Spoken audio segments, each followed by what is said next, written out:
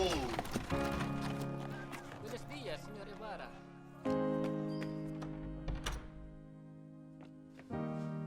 Sa ngalan ng Ama na Anak.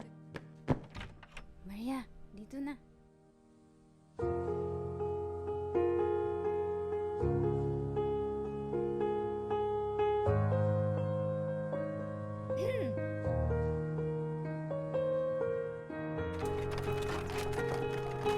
Lagi mo ba akong naiisip?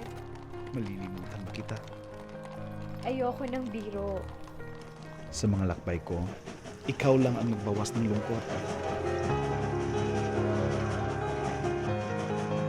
Sa isang gubat sa Alemanya, kung saan ako laging namamasyal, ikaw ang lagi kong tinatawag.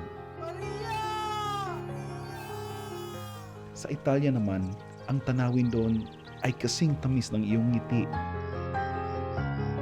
Ang liwanag ng buwan ay nagbibigay ng daan at nakikita ko ang anino mo sa mga puno.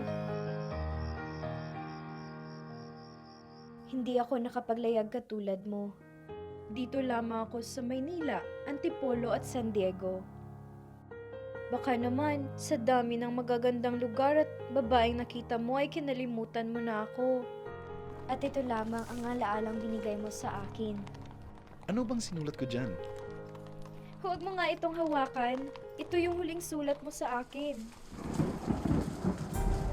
Sabi mo na ang payo ng itay mo ay Ibarra, matanda ka na.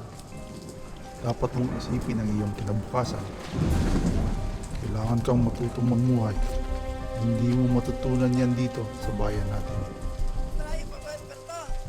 Malapit na! Ay! Sige!